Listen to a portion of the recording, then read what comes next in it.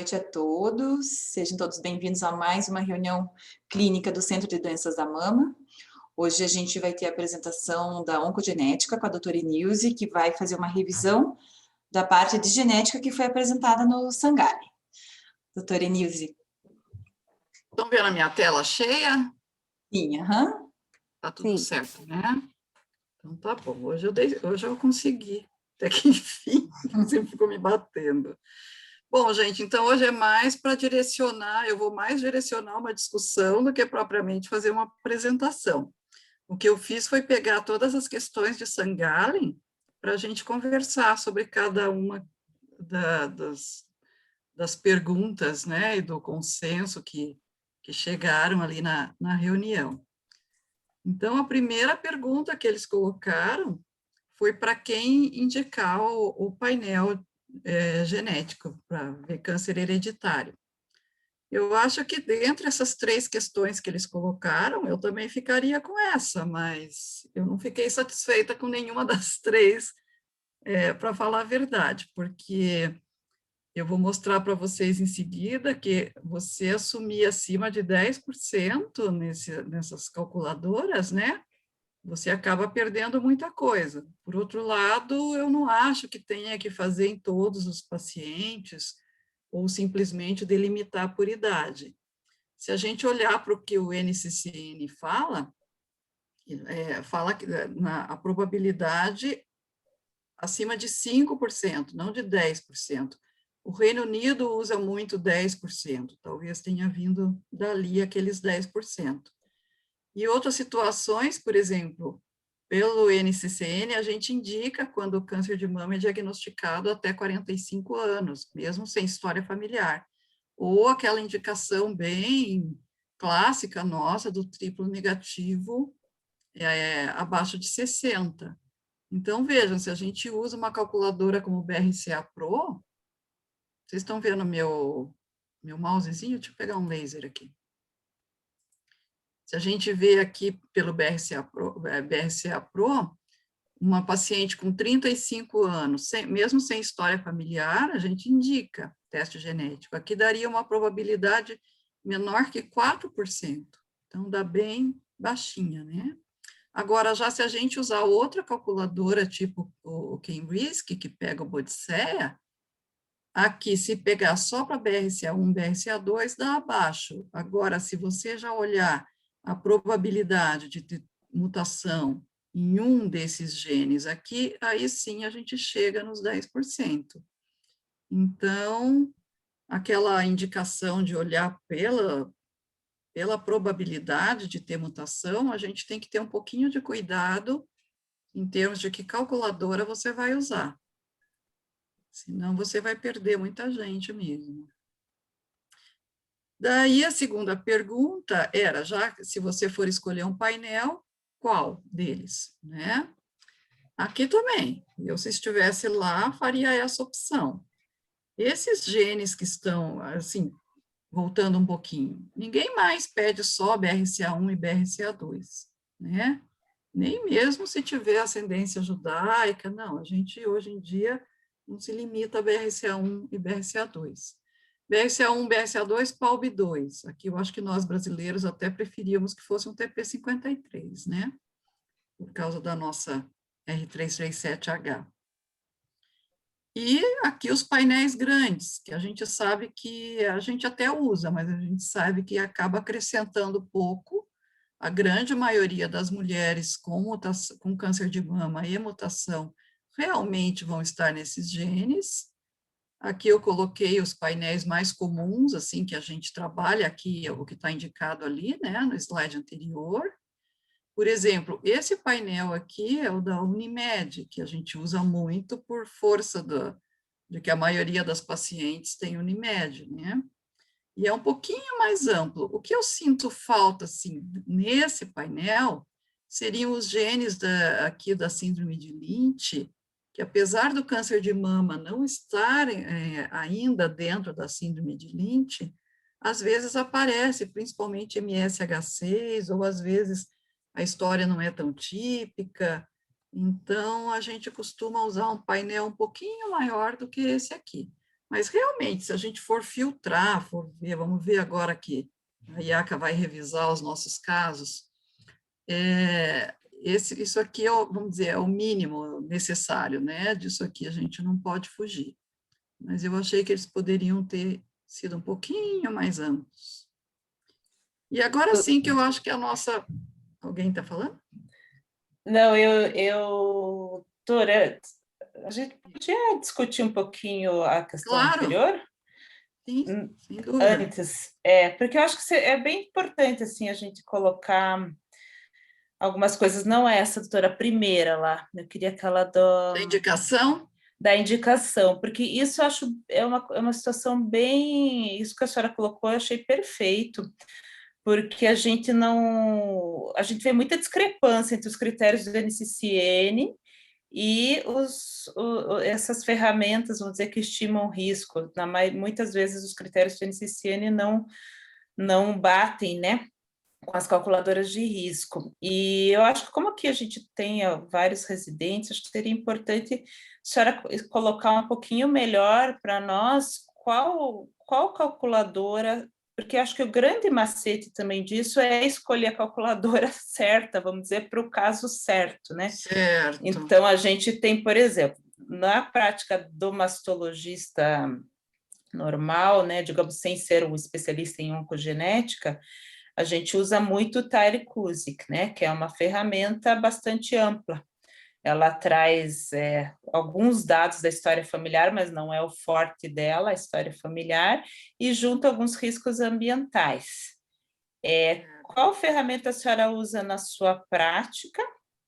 E como que a senhora diferencia na sua prática, digamos, nessa paciente eu vou usar uma, ou nessa paciente eu vou dar preferência para outra? Acho que seria interessante comentar. Olha, eu, em geral, uso mais de uma, até para ver essas diferenças que você está falando, né? Essa aqui, isso aqui é um pacotinho, tá vendo? Ela me dá o BRCA Pro, me dá o Tyrer-Cuzick, me dá o Gay, o Klaus, então eu gosto desse porque é um pacotinho. Já me dá vários ao mesmo tempo. Você entra também com alguns parâmetros de hormonais, reprodutivos. Então, em geral, eu uso esse, que é o CanRisk. Não, desculpe, esse é o Risk Express. E eu gosto também do CanRisk, que é o Bodicea, que eles modificaram. Antigamente eu não usava, não, mas desde o ano passado eles modificaram, que é esse aqui.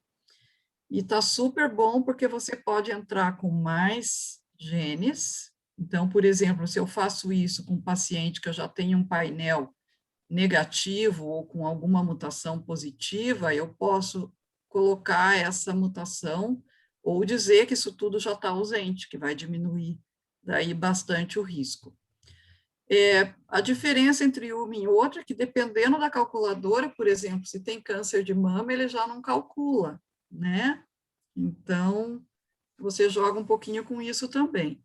Quando tem só história familiar, indivíduos também que você não tem mutação, às vezes eu dou uma olhada no Gale também. Eu gosto de jogar com vários, sabe? É difícil eu te dizer, esse é o meu preferido, Entendi. eu só uso esse.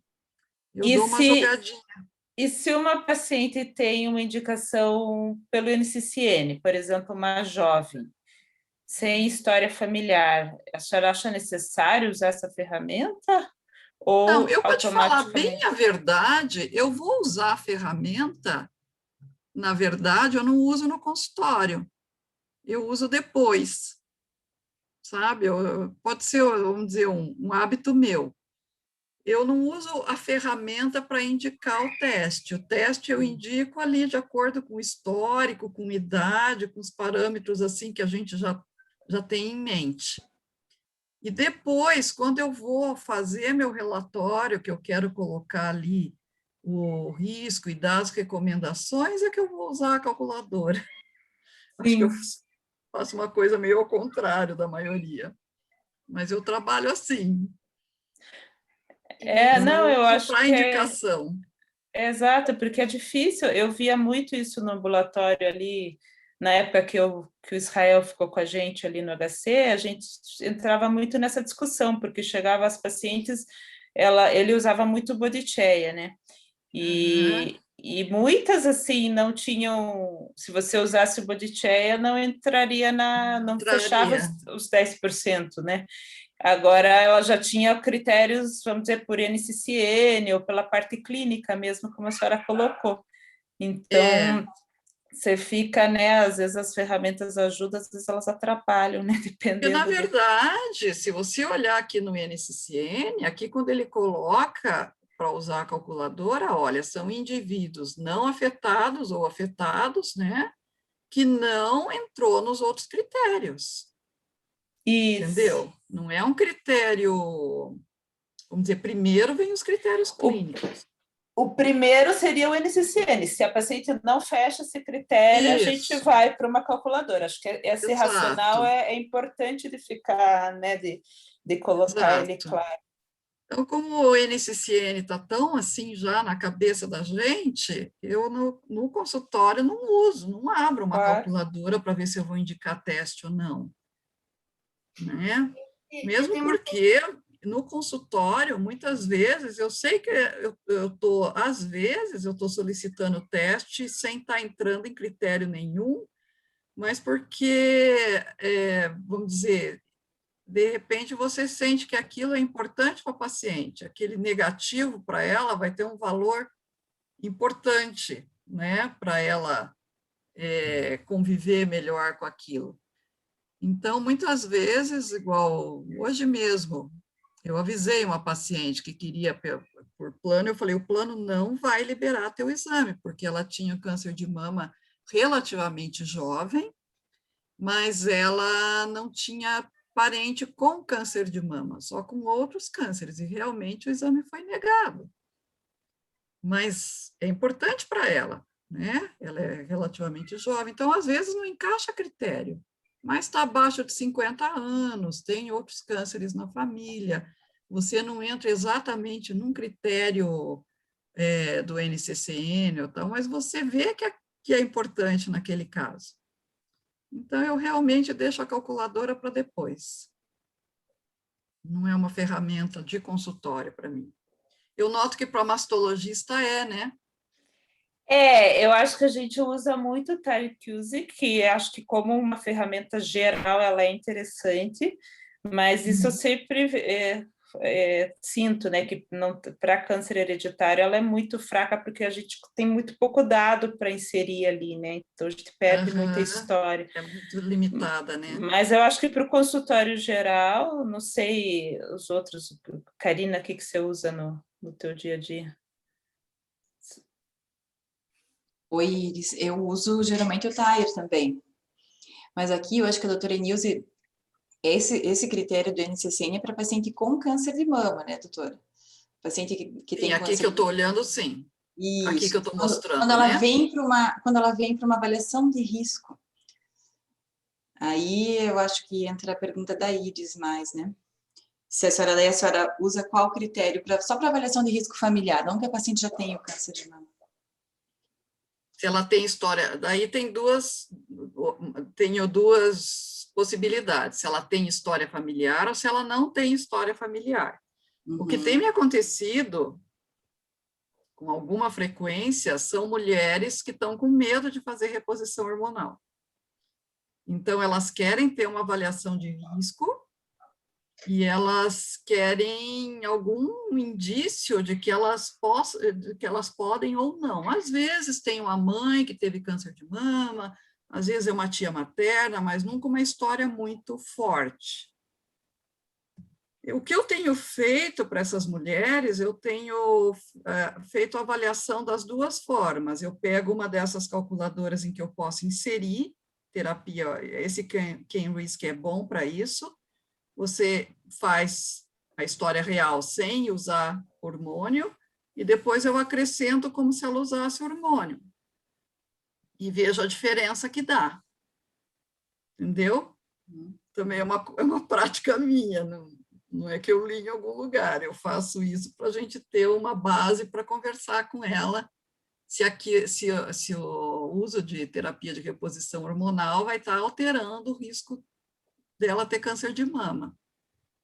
Claro, é tudo muito empírico, a gente sabe, inclusive, que essas calculadoras são com outras populações, né? Não é uma coisa absolutamente certa, nós não temos dados da população brasileira, mas dá uma base para a gente conversar. Não sei se eu respondi a tua questão. Sim. Eu fico sempre na dúvida, assim, como a senhora avalia uma paciente que eu mando, por exemplo, ela tem uma mãe com câncer de mama, sabe? Porque geralmente o aconselhamento genético é aquela paciente que fica em cima do muro, né? Tem uma mãe, tem uma tia isolada, ou uma prima com câncer de intestino. Você vai juntando essas pecinhas e precisa essa avaliação de risco dela. Esse tipo de paciente, como que a senhora avalia o risco? Usa alguma calculadora ou... No consultório, não. Não. No consultório, a gente conversa, eu coloco a possibilidade de teste, as opções, as possibilidades de resultado, o que a gente pode encontrar, o que a gente não pode encontrar, falo de variante de significado incerto.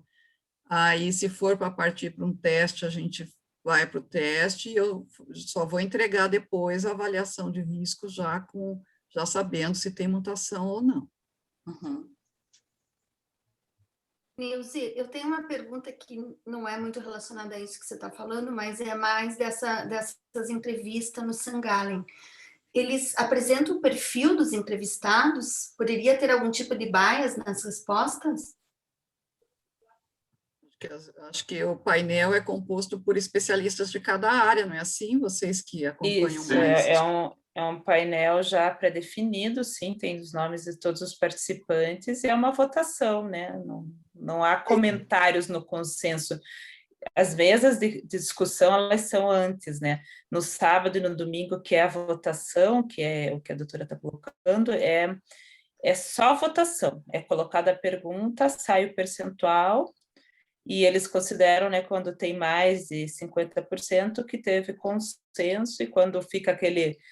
cada um faz uma coisa, né, se considera que não houve um consenso dos especialistas. Mas ele inclui tanto a pessoa que faz o aconselhamento genético, como clínico...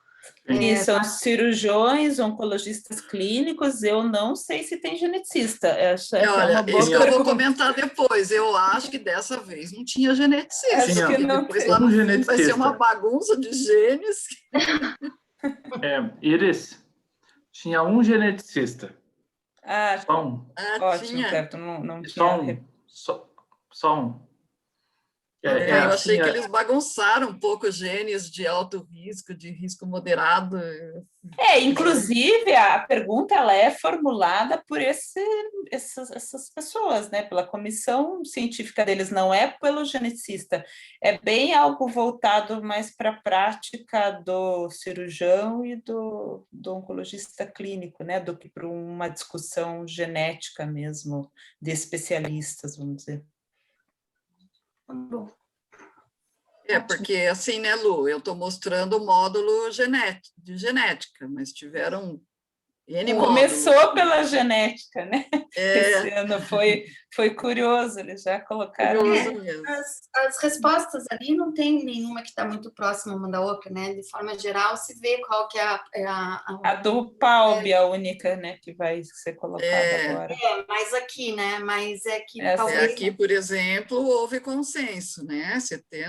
Praticamente 78% das pessoas optaram. É que essa primeira pergunta, eu tenho a impressão, até pelas discussões de San Antônio, que o objetivo era mais a discussão se fazia o teste de uma forma geral, universal ou não. Porque em San Antônio, né, na literatura. Exato, foi colocado muito essa discussão do teste universal, inclusive advogado, né, na palestra magna que eles fazem, digamos, o direito da mulher testar independente. Então, acho que era mais nesse intuito, não tanto de entrar nesse detalhe esse mérito que eu estou entrando do detalhe, né? Mas eu acho que é bem isso, é interessante a gente ir explorando, né? E aprender. A ideia de trazer isso hoje foi isso mesmo, da gente discutir cada um e ver a nossa conduta também, né? É isso. Então, vamos para frente. Bom, aqui dos testes, vocês querem comentar alguma coisa? Dos testes, dos genes que entram nos testes? Não, eu não sei se a senhora tem alguma predileção. A senhora falou do painel de 26 genes, né? Que seria a sua primeira opção. Na verdade, não é que aqui, por exemplo, esse não é que seria a minha opção. Porque como eu atendo muitos pacientes de vocês que têm Unimed, eu acabo aqui porque eu peço pela Unimed, né? Agora, quando eu opto, a gente usa bastante esse aqui também, que vocês também usam, já vi que vocês pedem bastante. E realmente, né, gente, se a gente filtrar, nós vamos ter mutações em poucos genes, né?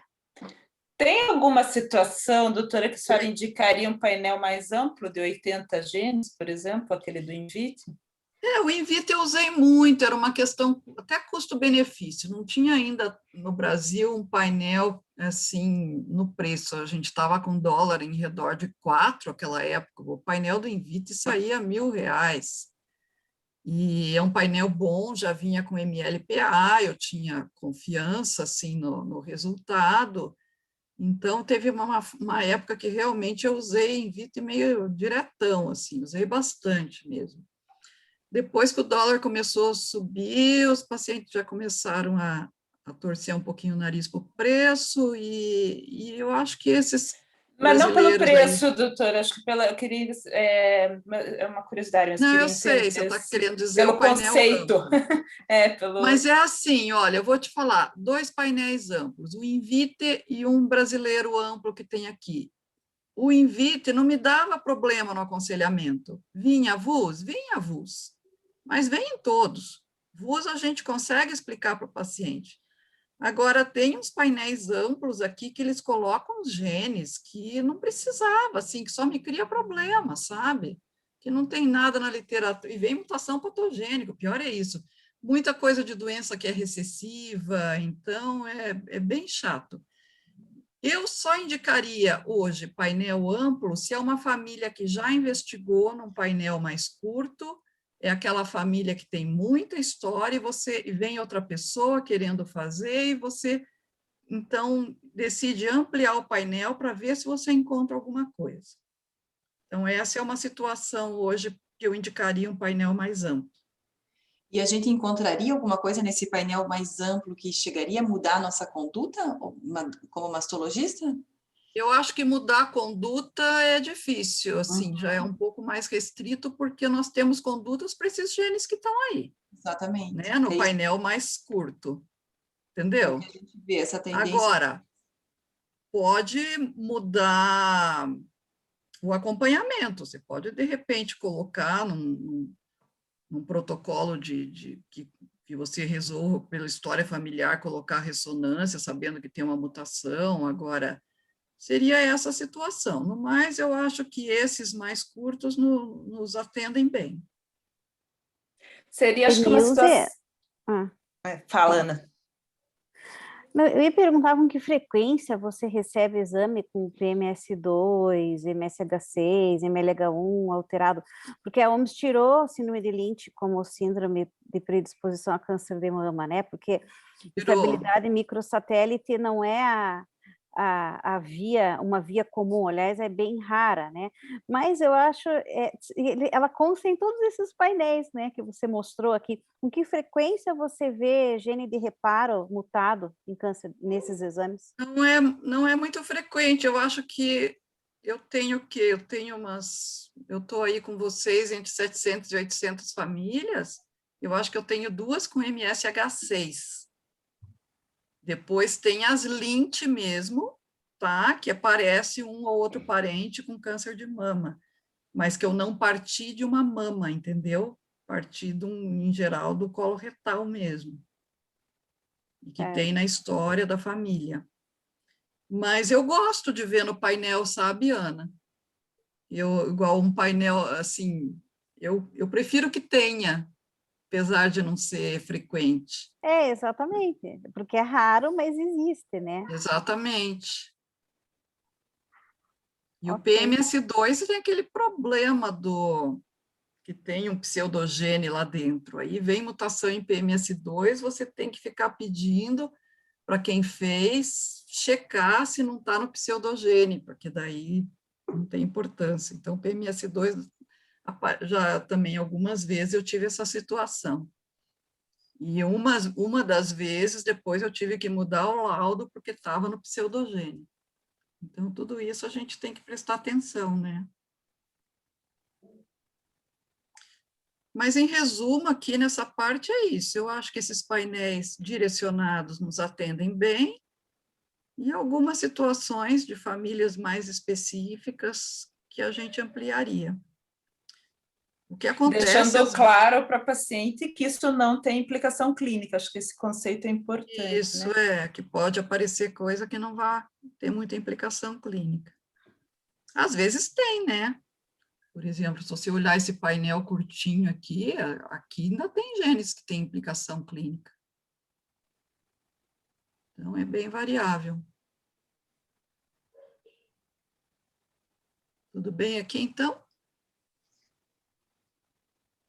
Posso andar? Pode. Sim. Então, aqui que foi o empate, né? 50-50 para o PALB2. Então, eu resolvi me deter um pouquinho mais no PALB2, e a Karina e eu trouxemos dois casos para a gente discutir, indicação de cirurgia redutora de risco, tanto para mama como para o ovário, tá? Então, primeiro, quem é o PALB2? PALB2, como vocês sabem, é um gene super importante no reparo por recombinação homóloga. Então, quando quebra a dupla fita, o ATM é o primeiro aqui, que é como um sensor, né? Já recruta BRCA1, mas de início o BRCA1 é impedido aqui, ó, de se ligar a PALB2, porque ele vai ter como função interromper, impedir que haja reparo por recombinação não homóloga, que é um reparo sujeito a erros. Então, depois que BRCA1 cumpre essa função, aí sim, se junta a PALB2, que vai atrair o BRCA2, por isso esse nome dele, né?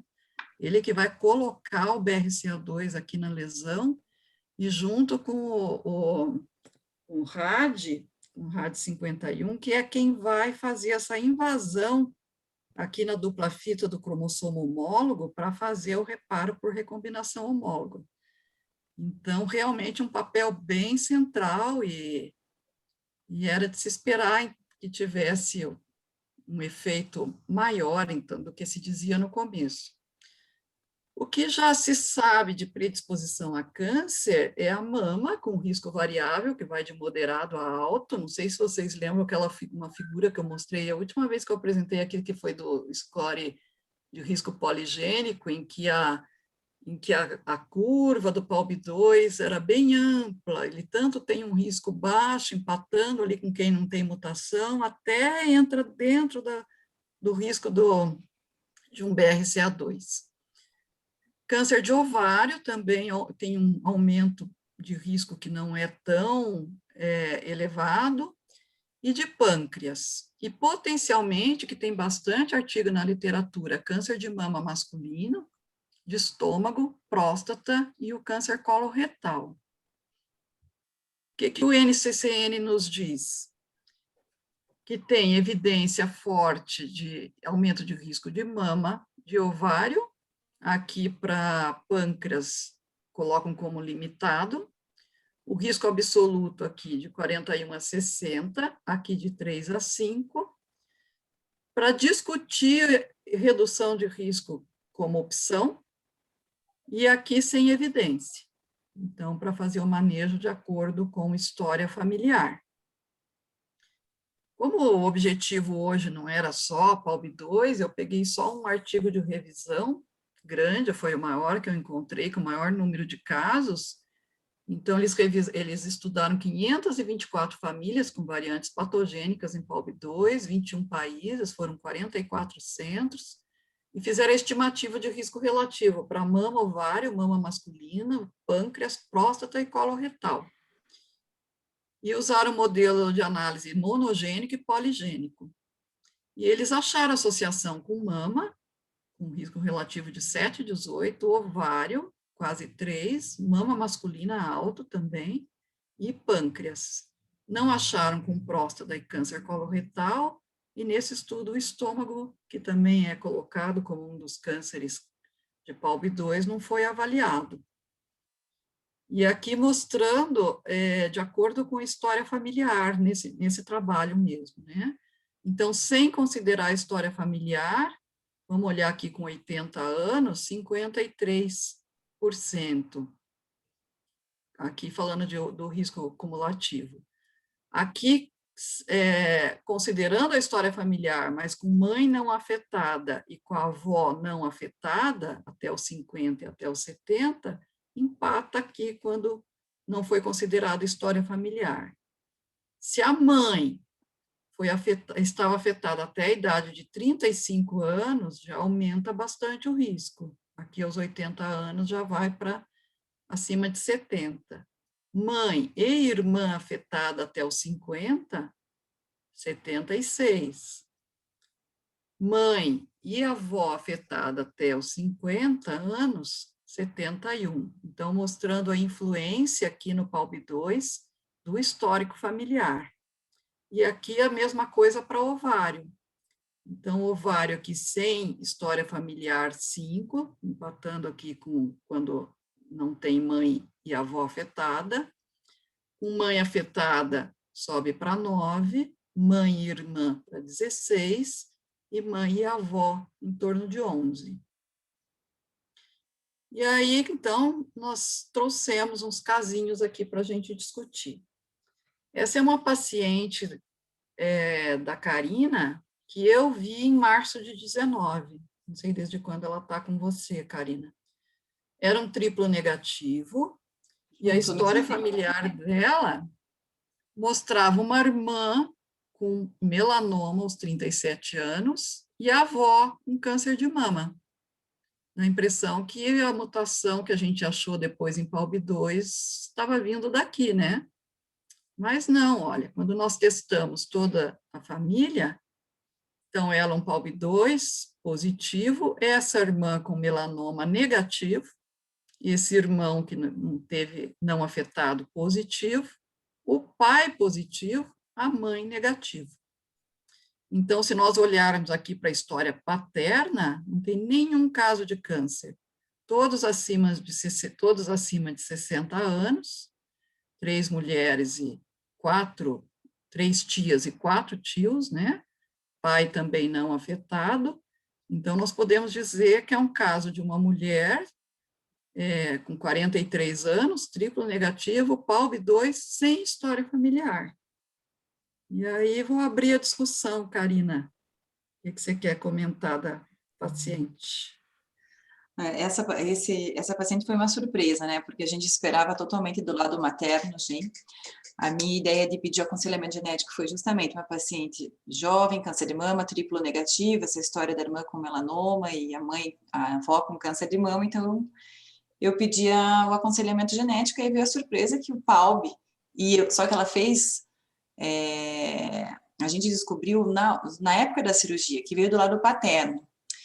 Eu fiquei super em dúvida em indicar ou não a mastectomia bilateral para ela, porque o PALB tem essa penetrância moderada, e aí a gente acabou indicando porque a família, a paciente queria. Agora ela me questiona a questão do ovário. Se ela vai fazer oforectomia ou não. Então, eu estou muito em cima do muro, eu precisava da opinião de vocês, a sua, doutora Nilce, né? Porque ela está me pressionando para fazer o oforé dela. Olha, na minha opinião, eu acho que a oforectomia seria indicada se tivesse história familiar, já de ovário. Então, eu não sei, vocês têm mais a prática aí da coisa agora, do ponto de vista aqui do aconselhamento genético, eu não indicaria. No curso, aquele curso de genética que teve no final do ano, que a Maria Isabel deu aula, o Rodrigo, eles discutiram a questão do PALB2, a impressão que eu tive é que sim, que seria indicado ao foré, mas eu queria ver a tua opinião, Iris, também. Não sei se você estava, né, o Cleverton, quem estava nesse... Sim, foi justamente o caso clínico do PALB2 Depois teve outra apresentação que foi com o Tiago, acho que o Tiago está aqui. Sim. Podia, que daí foi com o Casale também, né, Tiago? Me corrija se já estou confundindo. Mas também na nossa mesa ali de POB2, a conclusão foi de fazer o foré, né? Qualquer situação. É porque eu acho assim que o risco, quanto que dizia ali, por exemplo, nesse trabalho, né? O risco relativo de 3. Eu sei que câncer de ovário é um câncer muito raro. Então, aqui que eu tô, né? Me perdi, gente. Aqui. Então, é um aumento significativo, mas todos os trabalhos que eu leio, e mesmo os guidelines NCCN, do ISMO, tudo fala em história familiar. Então, essa que é a minha dúvida. Mas a história familiar de câncer de ovário. Sim. Agora, se ela tem uma história familiar de câncer de mama, por exemplo, a próxima paciente, uma história é mais pesada para câncer de mama, mãe, irmã, não indica a ovarectomia? Só se tiver câncer de ovário na família? Em geral, o que eu leio nos trabalhos é história familiar de câncer de ovário, a mesma coisa, igual BRCA2, a gente vai se preocupar mais com o pâncreas se a gente vê câncer de pâncreas naquela família, entendeu? Agora, não estou batendo martelo, estou abrindo discussão aqui, né? É o que a gente lê. Ela tá com tamoxifeno ou não? Não, ela é um triplo tá. negativo. Ela é Então triplo negativa. ela não tá menopausada ainda, né? Não está. Karina, Oi. eu indicaria. Eu faria ovarectomia nela. Eu concordo, dou razão para a doutora Enilze, que do ponto de vista de literatura a gente tem essa dificuldade. É uma paciente com 38 anos, fez quimioterapia, ela vai ter uma antecipação eventualmente da menopausa aí, você não está, mas provavelmente em pouco tempo vai estar. E cara, câncer de ovário é uma tragédia. Câncer de ovário é muito complicado, assim, claro, você não pode tomar a mesma conduta para o pâncreas, então você vai ter que acompanhar, você não tem escolha, né? Mas eu concordo com no final do ano passado, nessa mesa, foi discutido bastante, realmente foi o Thiago que comentou, acho que ele poderia até comentar mais um pouco, acho que era um caso dele, mas eu pensaria em fazer ovarectomia nessa paciente, e está totalmente correto quem não fizer também. Eu acho que isso é uma situação em que a gente não tem um caminho único para seguir. É isso que eu disse, eu estou falando assim mais de literatura do que da vivência prática que vocês que têm, né? Não, mas ela tem Qual que gera essa dúvida? Não é 43? 38. Mas mesmo Não, assim... 43. 43 anos então ela tem. acabou, trevas. Pois faria ovarectomia. menopausa. Eu estou confundindo aqui no heredograma, eu estava olhando o Aqui, 38. 38 é essa aqui que teve o melanoma. melanoma. Isso. Não, ela é faria essa. sim, com certeza. Eu também acho. Tiago, comenta para nós não só a tua história, para quem não assistiu à reunião, mas o desfecho pós-reunião. Boa noite para todo mundo. Saudade de todo mundo. O caso dessa minha paciente era uma paciente que, assim, ela estava é uma paciente pós-menopausada, com 60 anos, só que o que diferenciava é que, assim, a gente tinha vários casos positivos na família dela para câncer, inclusive câncer de ovário.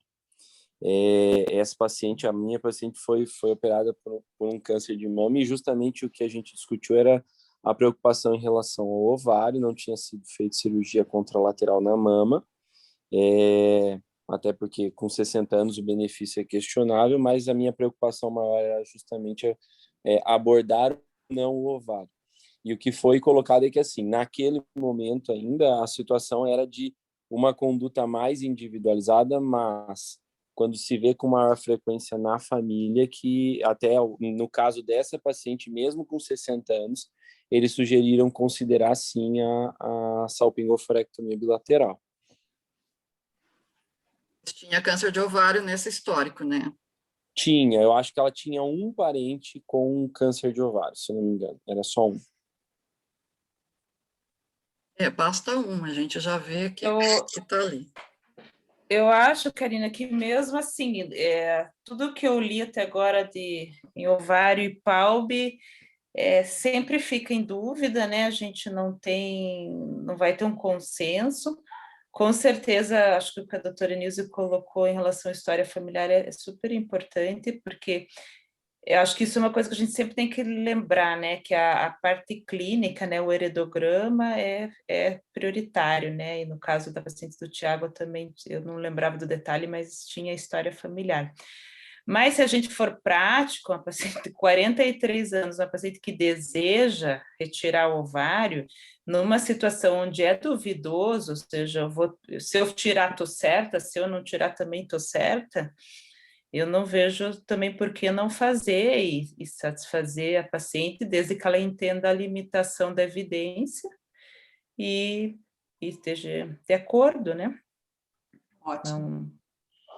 Concordo inteiramente. Então, vamos para o outro?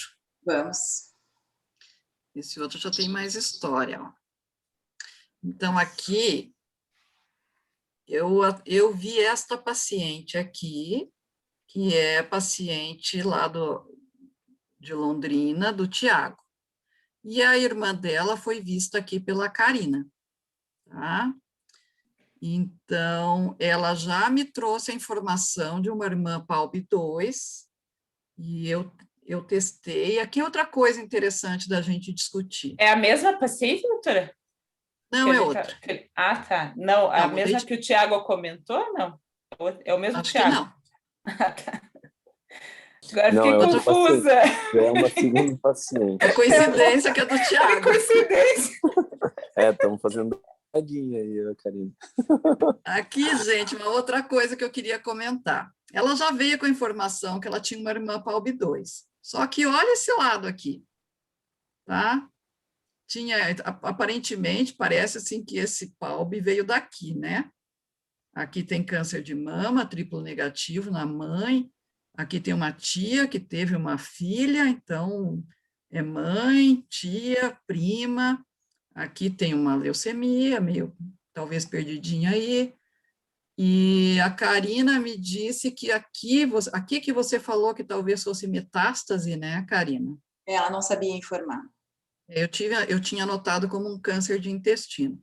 Mas aí você olha para o outro lado da família, tem um câncer de mama aqui e outra tia com bilateral. E aqui, minha legendinha foi cortada, mas era um câncer de próstata. Então, aqui, para o geneticista, fica um pouco preocupante você pedir só a mutação específica. E eu acabei pedindo um painel dela. Porque o correto, assim, pelos protocolos, já tem a mutação, já tenho aí o endereço e o CEP, né? E eu pediria somente a mutação específica. Mas tem acontecido, não tão raramente quanto a gente esperaria, claro que ali é uma convergência de casos, né, bem encaminhados para mim, mas eu tenho pego várias famílias, vou até mostrar uma em seguida aqui para vocês, com 2 mutações patogênicas. Então, eu fiquei um pouco preocupada de pedir só a mutação específica e pedir um painel, mas confirmou que ela só tinha essa mutação mesmo, ela tem a mesma da irmã. Só estou comentando isso como mais uma coisa geral aí que nos aparece nos aconselhamentos genéticos. Então, essa moça que é paciente da Karina, você quer colocar, Karina, por favor? Não, doutora, a gente já fez a adenomastectomia redutora de risco dela.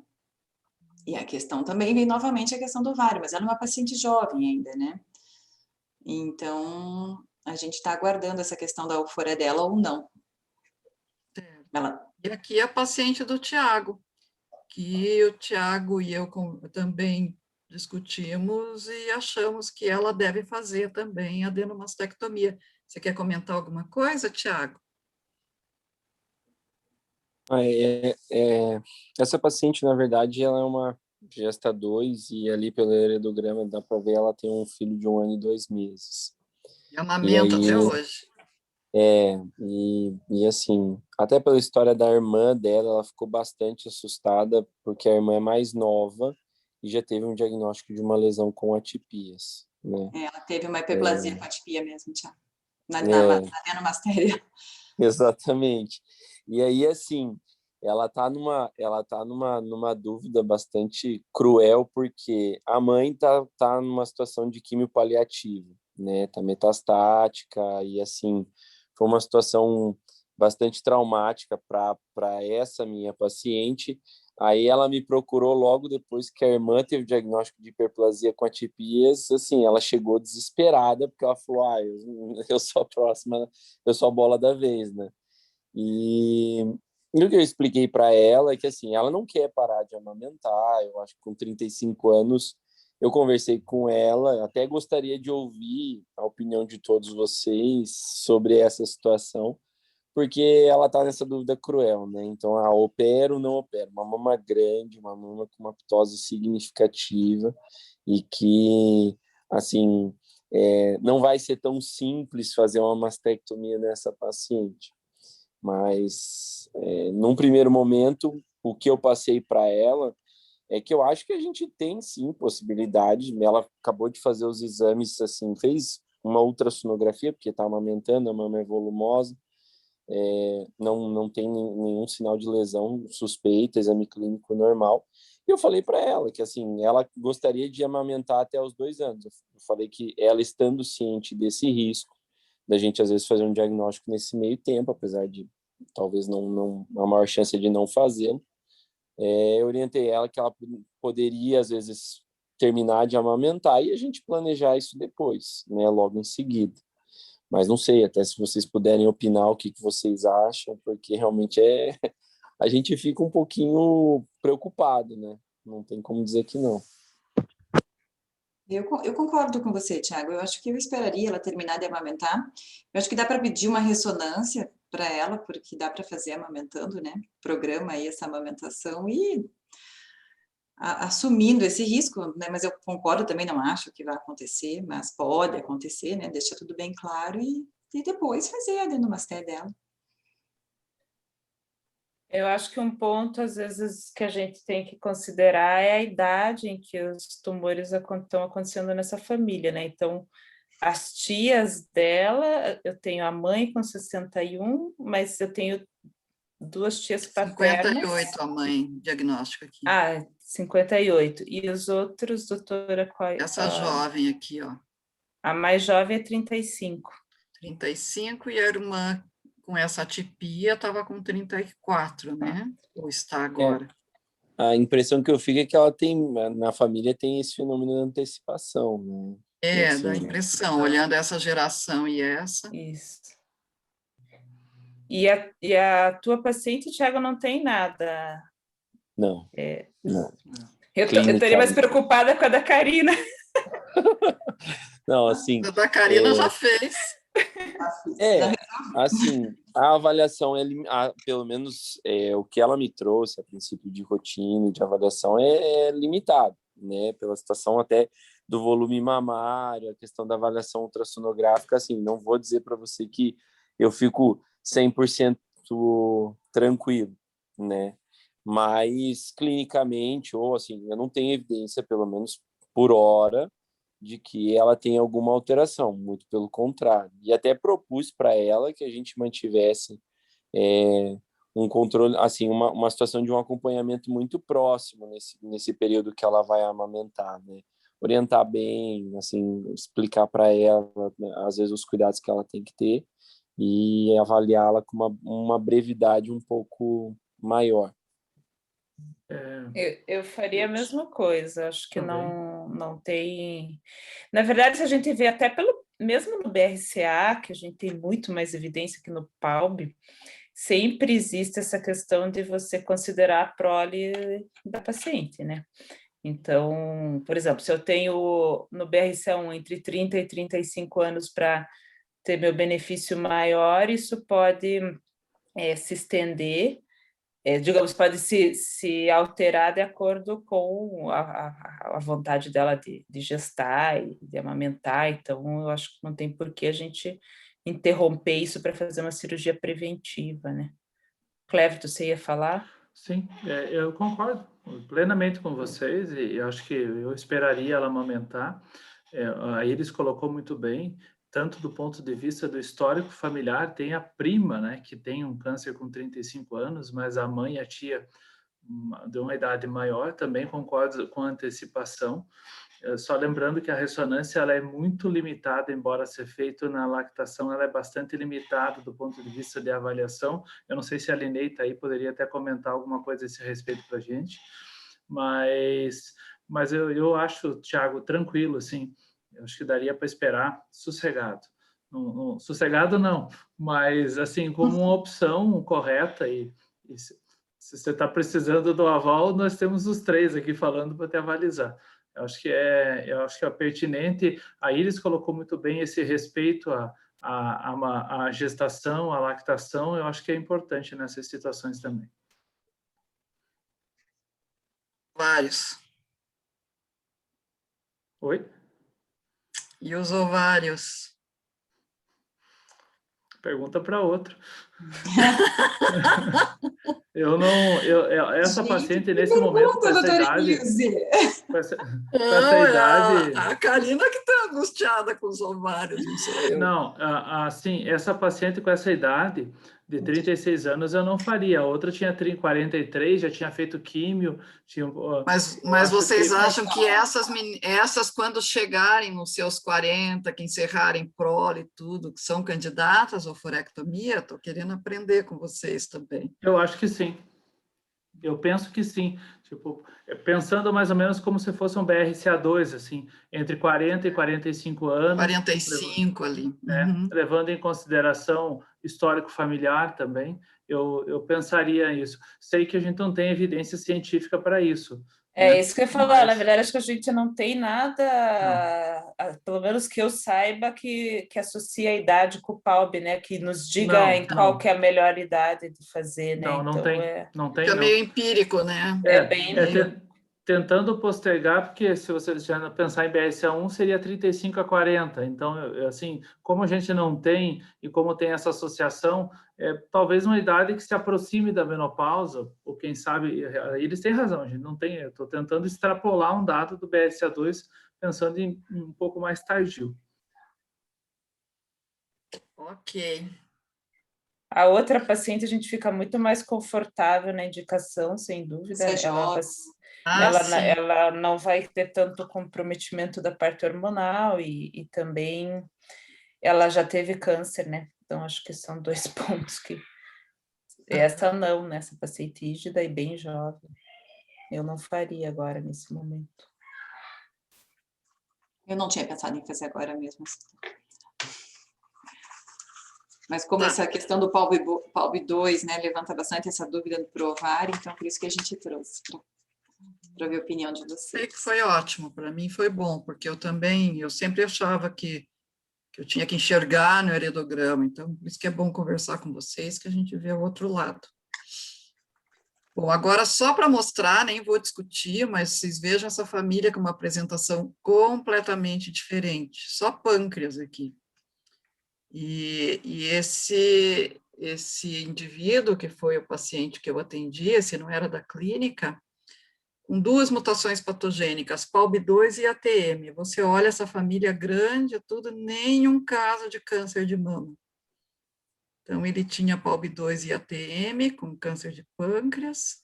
Não deu para avaliar aqui ninguém, vocês vejam que não tem mais ninguém, né? Mesmo essa pessoa mais jovem já falecida. Mas aqui pâncreas, aqui pâncreas, aqui pâncreas. Aqui falam em vias biliares, que eu também fiquei em dúvida. E aí avaliei os 3 filhos que se distribuíram. Olha, nenhum ficou sem nenhuma mutação, nenhum ganhou as 2. E achei até bom que a menina ficou com o ATM, em vez de ficar com o PALB. Mas uma apresentação completamente diferente das 2 famílias anteriores.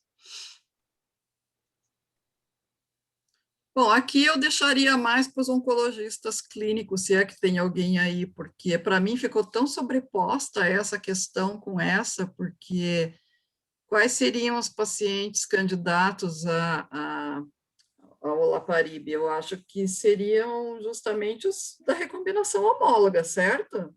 E que eu saiba, por enquanto, os metastáticos, né? Sim, Isso? Nilze, tô ouvindo aqui, entrei faz pouco tempo, mas atualmente a recomendação é só para doença metastática.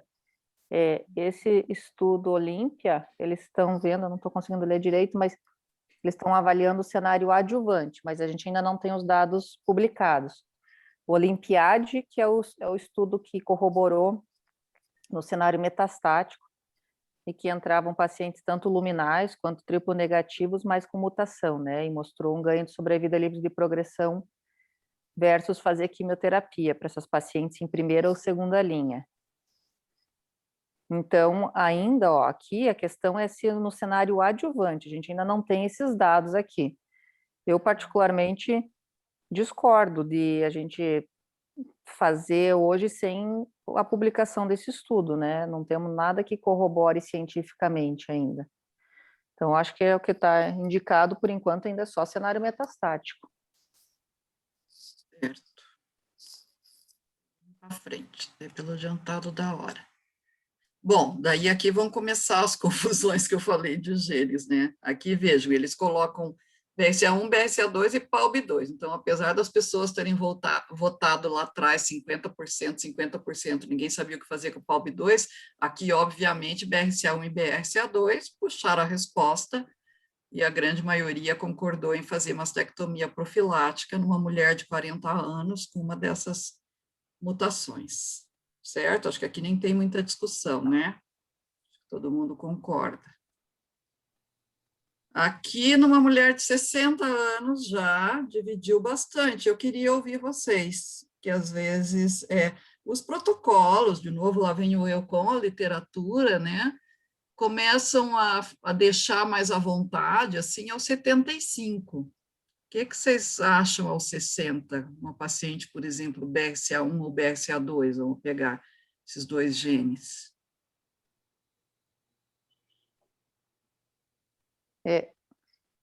Quando a gente olha aquelas curvas de incidência de chance de desenvolver câncer de mama ou de ovário em BRCA1 e BRCA2, elas vão até os 70 e poucos, 80 anos, certo? Certo. Então, eu não sei do PALB, eu não sei como é que são essas curvas do PALB, eu concordo com a mastectomia profilática com 60 anos sendo assim.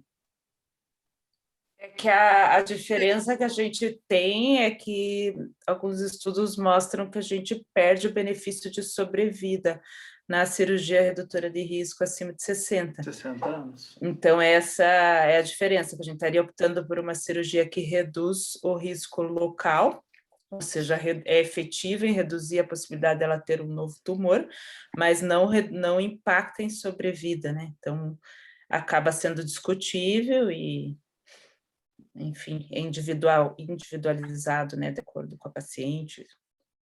Eu, pessoalmente, 60 anos faço, né, acho que indico. Eu começaria a discutir mais depois dos 70, né, onde a gente tem até pelos protocolos que eles falam assim, daí para discutir, bababá, que fica muito de acordo, 75, na verdade. Eu acho que aos 60 a gente tem que levar em consideração outros pontos também, como principalmente histórico familiar, idade de manifestação de doença, até a condição clínica do próprio paciente. Eu acho que são coisas importantes, assim. Eu não faço para todas as pacientes com 60 anos. Eu concordo com a Iris que algumas eu faria, mas eu não estendo de forma, assim, generalizada para as pacientes com essa faixa etária ou mais. Algumas pacientes já possuem comorbidades importantes, outras coisas que às vezes não são discutidas, o paciente com câncer de mama, com 60 anos, com estadio avançado, qual é o benefício de fazer uma cirurgia redutora de risco? Então, eu acho que fugindo dessa faixa dos 40, 50 anos, que é o ponto mais importante, as coisas não ficam tão claras assim. E aí eles colocou bem assim, nós não temos nenhuma evidência de benefício de sobrevida de mastectomias redutoras de risco acima de 60 anos. E para quem faz essa cirurgia, a gente vê que tem várias complicações. Então, tem que ponderar bastante, assim. É que às vezes para paciente, por mais que seja um câncer de mama inicial, ter um diagnóstico de câncer sabendo que talvez ela pudesse ter evitado, seja um peso bastante grande, né? Por mais que a gente saiba que é curável. Por isso que a gente tem que individualizar, eu acho que do ponto de vista até do psicólogo, isso é importante, né? As pessoas não são iguais e não devem ser tratadas de forma igual. Então, eu concordo que algumas realmente vale a pena. Não, eu concordo com o Rubens. Desculpe, você não tem Não, desculpe, eu falo. Você não tem que levar em consideração assim, a possibilidade, a previsão de sobrevida desse pessoal, que hoje em dia, 60 anos, o pessoal está muito bem, está em muito boa forma. Então, acho que tem que ser levado em consideração aquilo que o Cleverton falou, quer dizer, se é uma paciente cheia de outras comorbidades, tudo bem, mas se você tem uma paciente com uma perspectiva de uma sobrevida de pelo menos mais de 5 anos, eu concordo com a Gisara. Eu acho que a perspectiva de você ser surpreendido depois com câncer de mama é uma tragédia. É complicado e, eventualmente, ela pode vir a ter uma doença localmente ou mais avançada, que vai dificultar um tratamento adjuvante e que você poderia ter prevenido.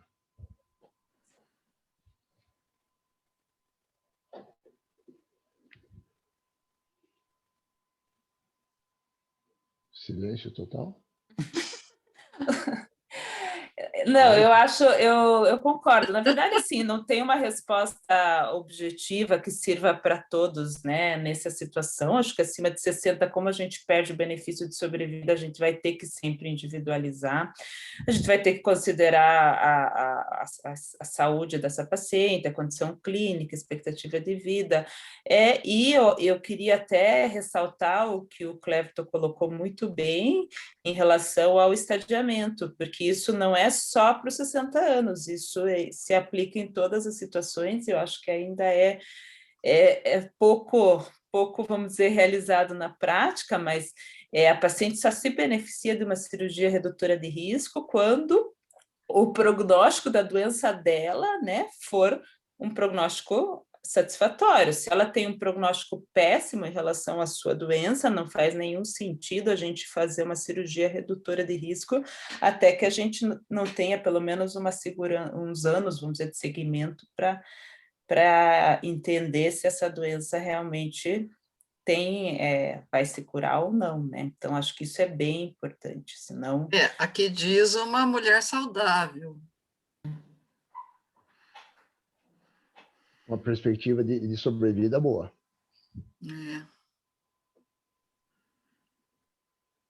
Mas ok.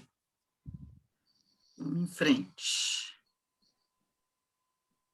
Aqui eles misturaram um pouco os genes, né? Porque para mim CDH1 e TP53 são genes de penetrância alta. Então, puxa um pouco.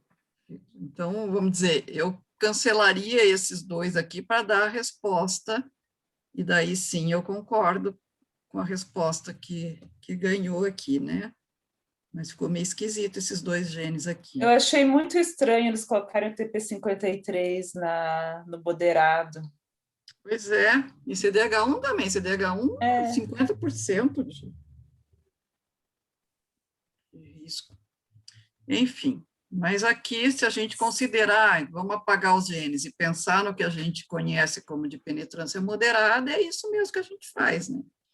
A gente indica, adiciona a ressonância magnética e não indica mastectomia. A mesma pergunta para 60, e se dividiram mais, mas também, aqui não tem consenso, né? Nenhum chegou a 50. Mas fica entre... Esse ponto eu achei bastante, não sei, o Cleber que estava assistindo junto, não sei o que ele considerou, mas eu achei muito estranho, assim, como eles querem descalonar a ressonância. Eu acho que independente da paciente, vamos dizer, dela ter 60 anos, se eu tenho uma paciente de alto risco, eu tenho uma mutação no gene de penetrância moderada, eu não vejo por que eu não vou fazer uma ressonância. Que não, né?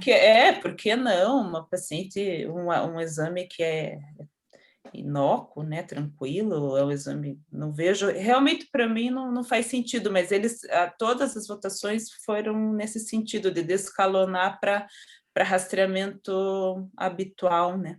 A Linei está aí? Não tá? Ah, que pena. Eu acho que tem a ver com o sistema de saúde de alguns países europeus, que sei lá, socialista, não sei como é que diz. Ah, sim, Pode ser isso. Pode ser a Linei isso. está aqui. Oi, tudo bem? Eu lembrei de você quando eu comecei a ver isso. Maravilhosa! Eu acho que eles estão votando pelo descalonamento, mas as evidências científicas, assim, ainda isso é uma opinião de especialista, né? Porque não tem evidência científica mostrando que essa redução né, não cause impacto nesse grupo de pacientes. A gente sabe que a incidência reduz, a maioria dos BRCA1 e BRCA2 já apresentaram tumor até os 50 anos, mas tem um percentual que pode apresentar depois. Então, a literatura, ainda se for ver NCCN, todos os guidelines persistem para o alto risco sem tempo para fazer isso, né? Então, acho que tem que tomar cuidado com isso. E tem meta-análises já pegando, assim, antes de 50, depois de 50, mostrando que o poder da ressonância continua. Então, dentre os guidelines, nenhum sinalizou nessa linha. Todos eles sinalizando de fazer um rastreamento mais personalidade com a idade de início e com a mamografia, né? Para algumas variantes, mas não ainda nesse sentido de retirar o rastreamento depois. Perfeito. Eu acho que isso é bem importante de colocar. Até quando eu comecei a ver, eu até pensei da gente discutir esse ponto, porque não fazia sentido mesmo para mim. Mas, enfim, vamos seguir. Ok. Aqui eles colocam como de penetrância baixa, que também eu não concordo com alguns aqui, e colocam muito gene de ovário, né? O BRIP, o RAD51C, RAD51D, são muito mais de ovário do que de mama. Então, aqui, ainda bem que ninguém pôs a mastectomia. E a maioria também se dividiu nessa mesma discussão que a gente estava colocando.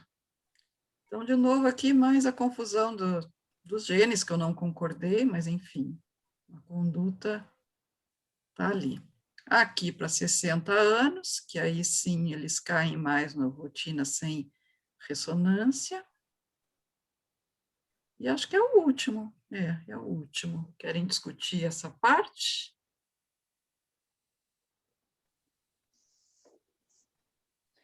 Eu acho que é o mesmo, né, que já foi colocado, como a Linei já explicou muito bem, eu não tenho nada Mesma história. a acrescentar, né, mesma coisa. Queria, acho que talvez por uma questão de custo, de escalonar a ressonância, mas não,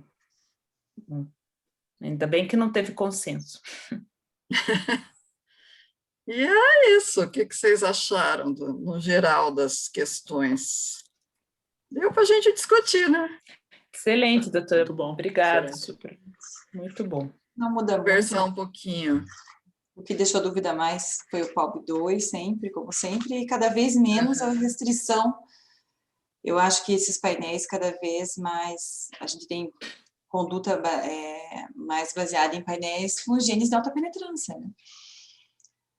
É o que vai interferir na prática de vocês, né? O resto a gente até faz o aconselhamento, tudo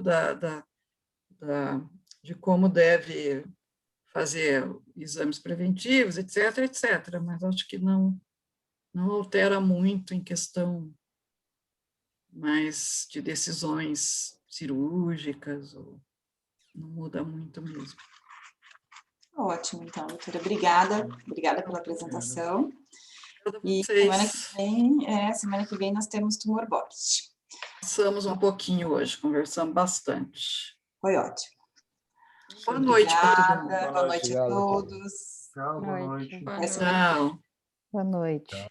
Boa noite. Boa noite.